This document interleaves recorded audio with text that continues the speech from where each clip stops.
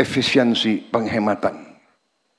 Dengan efisiensi penghematan, kita bisa investasi di hal-hal yang sangat penting. Saya terima kasih Menko Infrastruktur dan menteri-menteri bisa memahami ini, bahwa sekarang ini yang saya ingin amankan adalah sumber pangan Indonesia dan sumber energi. Dan alhamdulillah tanda-tanda sudah jelas di hadapan mata dengan kebijakan-kebijakan kita dalam beberapa bulan ini. Dan sekali lagi saya tekankan, peranan dari pemerintah sebelum pemerintah yang saya pimpin. Harus saya tegaskan di sini bahwa transisi dari pemerintah Pak Jokowi kepada saya adalah yang ikut menentukan bahwa kita sekarang bisa bekerja dengan cepat. Saudara-saudara sekalian, kita harus berani mengakui kebaikan dan keberhasilan pemerintah-pemerintah sebelum kita. Saya tidak akan pernah malu-malu bahwa apa yang kita kerjakan sekarang tidak kecil peranan pemerintah-pemerintah sebelum ini. Semua pemerintahan sebelum ini sangat berjasa. Kalau kita bicara infrastruktur, kita bisa lihat dengan mata kita apa yang dibangun oleh Bung Karno, oleh pemerintah pertama kita, dilanjutkan oleh Presiden Soeharto, dilanjutkan oleh presiden-presiden selanjutnya. Tidak ada suatu pembangunan bangsa yang datang demikian seolah-olah jatuh dari langit. Tidak. Pembangunan suatu bangsa dibangun dengan keteguhan, dengan kesabaran, batu demi batu, langkah demi langkah, dengan keringat, dengan darah, dengan air mata. Semua infrastruktur yang kita nikmati dibangun oleh pendahulu-pendahulu kita. Dengan demikian, yang sekarang kita lakukan adalah prioritas. Dalam tahun-tahun pertama, saya kira dalam 2-3 tahun ini, prioritas kita masih untuk menjamin pangan kita. Dan alhamdulillah, produksi pangan, prestasi pangan kita adalah terbesar sepanjang sejarah Negara Kesatuan Republik Indonesia.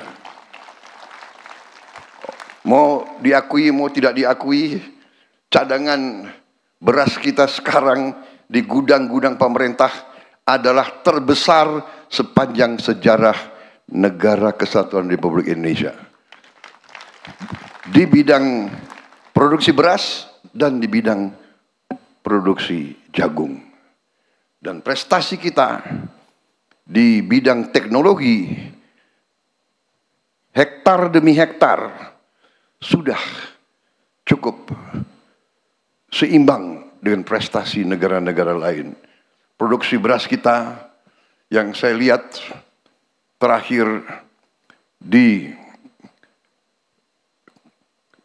Sumatera Selatan, di Sumatera Selatan saja peningkatan produksi beras diperkirakan tahun ini 48% peningkatannya. Di kuartal pertama ini sudah 48%. Diperkirakan ini akan terus. Produksi per hektar pun sangat menggembirakan.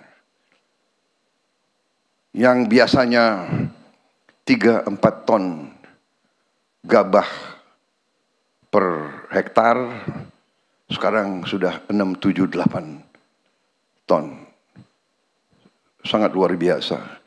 Di beberapa tempat bukan saja 3 kali panen, ada beberapa tempat di Indonesia sudah 4 kali panen 1 tahun, saudara-saudara sekalian.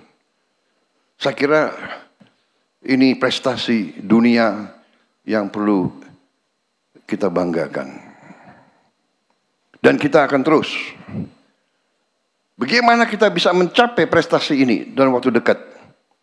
Karena kita melakukan efisiensi. Kita melakukan deregulasi. Peraturan yang kita bikin sendiri yang menghambat diri kita sendiri. Birokrasi yang bertele-tele. Saudara-saudara, pupuk dari pabrik milik pemerintah Indonesia, pupuk yang disubsidi oleh APBN, keluar dari pabrik menuju petani, tadinya 145 peraturan, 145 regulasi. Harus tanda tangan menteri. Untuk tanda tangan menteri harus paraf dirjen, dari situ persetujuan gubernur, persetujuan bupati, persetujuan camat, baru ke petani. Saya coret itu semua. Dari pabrik langsung ke Gapoktan. Nggak ada ini, tidak ada. Produksi naik, saudara. Pupuk yang langka ternyata bisa tidak langka. Pupuk bisa terjangkau oleh petani. Saudara-saudara, ini mempertebal keyakinan saya bahwa pemerintah modern harus efisien, harus kerja cepat, harus fleksibel, kenyal, dan tidak boleh bertele-tele dengan peraturan. Peraturan penting untuk mengawasi, mengendalikan, dan mengamankan. Tapi peraturan yang dibuat hanya untuk mempertahankan kekuasaan sektoral dan hal-hal yang terlibat dengan vested interest, dengan kepentingan-kepentingan tertentu yang tidak semata-mata untuk kepentingan rakyat, harus kita tinggalkan. Dan saya bertekad untuk saya bekerja keras untuk mengurangi regulasi-regulasi yang tidak masuk akal. Saudara-saudara, dengan prioritas demikian, baru kita wujudkan yang akan kita wujudkan. Karena itu saya hargai Menko Infrastruktur. Saudara menangkap masalah yang kita hadapi, saudara menangkap strategi saya. Prioritas untuk itu, infrastruktur sekarang saya mengundang sektor swasta dari dalam negeri dan luar negeri untuk ikut terlibat dalam pembangunan infrastruktur kita sebesar-besarnya. Sebesar-besarnya. Saya akan mengakui, saudara-saudara, saya percaya dengan peranan negara yang kuat untuk intervensi, mengatasi kemiskinan, mengatasi kelaparan, memperbaiki pendidikan. Saya percaya dengan intervensi negara yang kuat. Tapi saya juga tahu bahwa di bidang-bidang tertentu, terutama di bidang konstruksi pembangunan fisik, sektor swasta dan juga sektor swasta internasional sering lebih modern, lebih efisien, dan dapat mencapai prestasi tepat waktu dengan menghemat anggaran yang besar. Harus kita akui.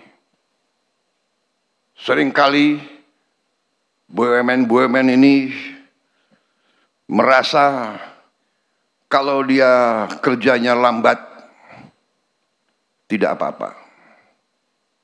Kalau nanti dia boros, tidak apa-apa.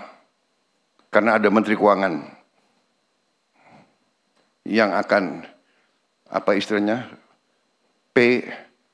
PMN. PMN apa ini PMN ini? Ya kan? Kalau kita tanya perusahaan-perusahaan besar internasional dan dia ada nggak PMN? Jadi justru karena kita butuh sekarang mitra-mitra yang efisien, mitra-mitra yang modern teknologinya, saya arahkan bahwa infrastruktur sekarang peran swasta harus lebih besar. Saudara-saudara. Tapi untuk swasta dari dalam dan luar negeri tertarik, pemerintah harus mempermudah pekerjaan mereka. Jadi saya menyambut baik tadi apa itu pusat-pusat atau kantor-kantor memfasilitasi semua proyek, dibantu, diamankan, dijaga supaya tidak terganggu rencana besar pembangunan tersebut. Itu strategi kita mengundang, dan saudara-saudara, pemerintah Indonesia juga sekarang merasa kita lebih kuat.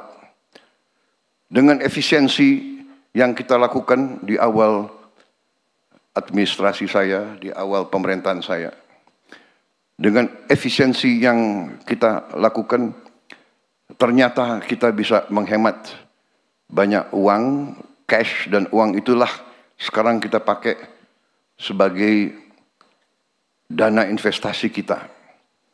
Sehingga kita sekarang berani, kalau kita undang kerjasama dengan swasta atau dengan asing, kita berani, pemerintah akan ikut berapa persen. Dan bukan minta saham kosong, tapi kita ikut serta dengan uang yang nyata, uang yang real. Saya kira itu akan memberi comfort kepada semua mitra-mitra dari luar negeri.